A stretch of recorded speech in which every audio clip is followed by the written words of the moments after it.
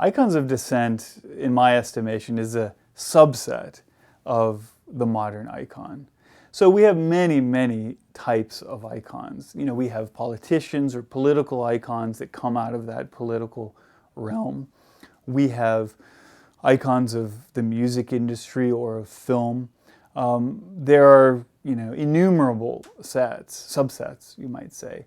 But I think that there is a subset that deserves a lot more attention that I'm referring to as icon of dissent, because they're icons that are, in essence, able to capture popular imagination for political change, for social change, for an alternative world. They don't necessarily have the same vision by any stretch of the imagination. They don't necessarily attract the same audiences, but it is a recurring phenomenon, and we can see many of them in the world today who, for multiple reasons, attract large global audiences who perceive them as symbols of change. That is to say, they challenge the predominant sociopolitical order in the world. And so I think that they deserve more attention.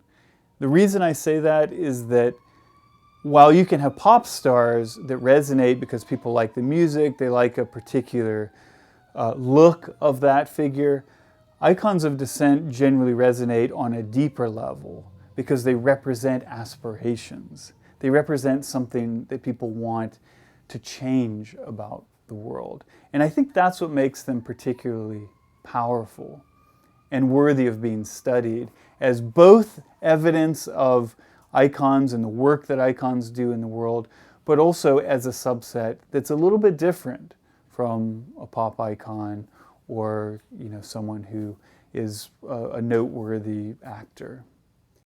Yeah, I think there are two dimensions of what I call iconic resonance.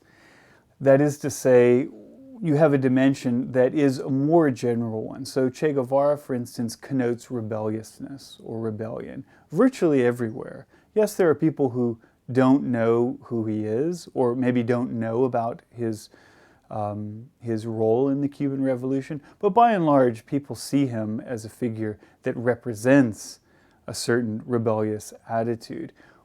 But you can also have a second dimension of iconic resonance, and that second dimension is often far more malleable. So one can associate him with socialist internationalism, one can associate him with particular political movements in a country. T-shirts bearing his image, flags, things like that have been outlawed at various historical junctures in many parts of the world because they're associated with a political movement or with a certain issue. So that malleability also has a temporal element. It has a very important spatial element, that is to say, people in different parts of the world don't necessarily, or individuals don't necessarily perceive individual icons in the same way or project onto them the same ideals. But also, I think in a macro sense, even those general connotations like rebelliousness can change over time. So what's important to recognize with iconic figures is that they have both a temporal dimension, that is to say we perceive them differently over time in some cases, but they also have a spatial dimension, which means that people see them in similar but not necessarily the same ways. And that malleability, I think, is essential to their popularity on a global scale. The term obviously comes from Greek, and it had a very specific meaning. Representations of saintly figures or religious figures. Yes, those figures are you might say, encapsulations of certain ideals. That has carried forward. I think that there are some remarkable similarities in that usage that we almost never think of anymore in our contemporary usage, especially if you take my definition for my purposes, that an icon is a recognizable person or personality. there I think we have a lot of similarities. And the other thing about icons, about Byzantine icons, for instance, is they tend to be reproduced in the same ways. The Virgin Mary, for instance, reproduced in similar ways across space. So I think that there are a lot of ways in which this is an old human phenomenon. Even if you leave images aside, the heroic figure is a very old phenomenon and something that's absolutely critical to religions around the world.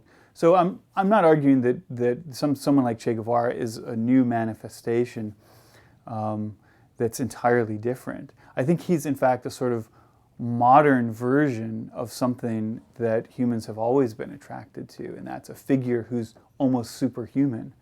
And we see that with saint figures, and we see its reproduction in images. So that one image, the heroic gorilla image that we see now, the stencilized heroic gorilla that's so common with Che Guevara, does harken back to a deeper history of representing religious figures in similar ways. I think a simple answer is that Che had it all, in the sense that he was young. He had that aesthetic in that picture that represented kind of youthful cultural revolution in the West and in other parts of the world. He was the outspoken symbol of internationalism. His ideas and his actions aligned. He didn't just fight in Cuba, he went to Congo to assist the revolution there. He went to Bolivia to assist the revolution there. There actually aren't many figures in history who have done that. So I think that he was exceptional in that regard, and he died. Fidel didn't die in that moment. Mao Zedong didn't die in that moment. These other figures, Ho Chi Minh, didn't die in that moment. So it's not that he was entirely unique in each of these categories, but in some way he was able to, or it was perceived to bring them all together in a very, very powerful form. And this is why timing is important. Historical timing is very, very important in the making of iconic figures.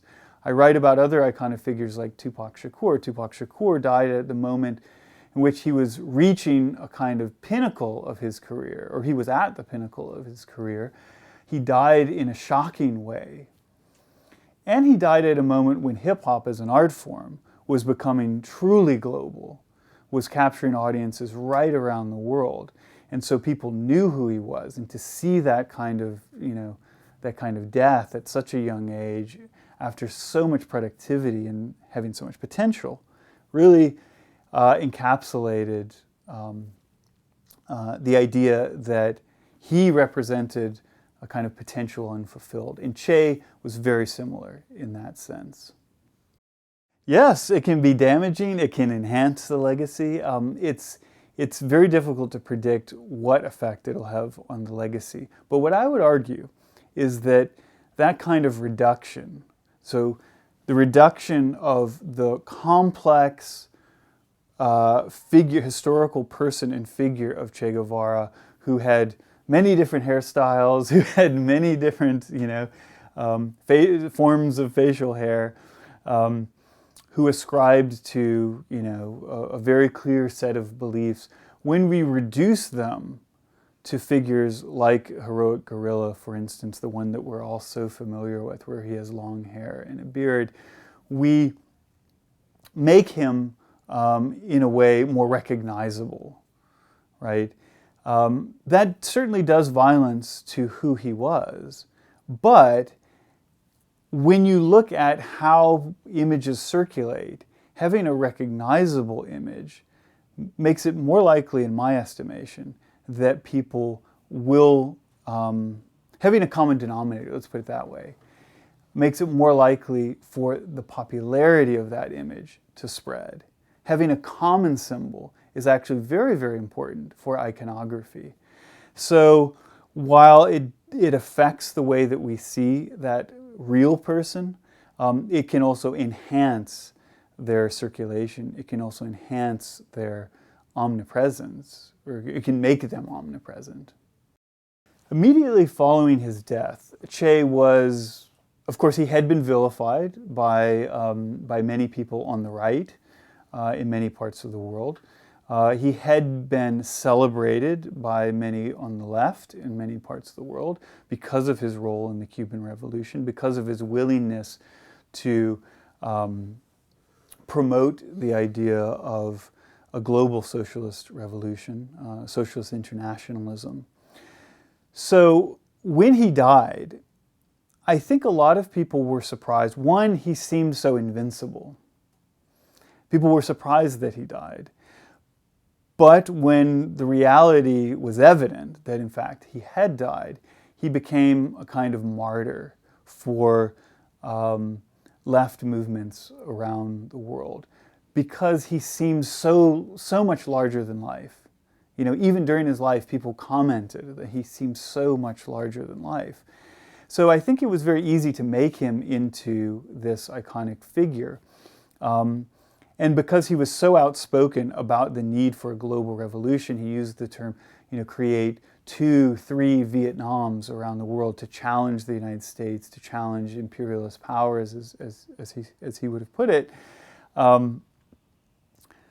Death at a young age meant that he could become a kind of martyr for a global revolution in ways perhaps more powerful than others.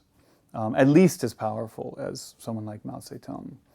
So I think that he had a very strong political resonance in those, you might say, 8 to 10 years after his death in 1967. For guerrilla movements, for student movements, for people who were nonviolent as well as those who turned to greater militancy. But that changed. I think that when the world historical moment that made him a martyr shifted, those resonances weren't as strong. I think that's what no one could have predicted. And I think that's what makes Che so interesting and so important to us today in this historical moment, particularly as dissent movements have gained strength, anti-austerity movements in Europe, a number of political movements in the United States, the global Occupy movement, the Arab Spring. If you look at the sort of anti-neoliberal politics, the politics that have pushed against global inequalities, he stands out as a very, very ever-present symbol. And I think that has a lot to do with how he was resurrected, you might say, in the 1990s. He was resurrected in ways that were at once political, but also heavily commodified. I think that it's one of the differences between the world of the 1960s and the world of the 1990s. That commodities do a lot more work. Consumer culture does a lot more work in expressing our ideas than it did at that point, especially things like T-shirts and bumper stickers and posters. It's not that those weren't there in the 60s, it's that we've come to depend more and more on a kind of, you might say, commodified form of politics. And so when Che's image was reproduced as T-shirts, yeah, some people just saw it as a great T-shirt, as a brand. But I think that as a brand, people became more familiar with his image as well. And as people became more familiar with his image, people asked, who is he? Some people didn't care. Some people just liked the picture. But a lot of young people who weren't alive then, or maybe who were only born in the 80s and 90s, saw that image and asked who he was and learned about his history, the history of the Cuban Revolution, the history of political movements of the 1960s and 1970s. And so he was interpolated into especially left, but not exclusively left politics, primarily left politics in the late 1990s and even more so into the 2000s. I think he represented initially a kind of nostalgia for the radical politics of the 1960s, particularly during the early 2000s when you have wars in Afghanistan and Iraq that there was so little resistance to amongst politicians in the United States, for instance.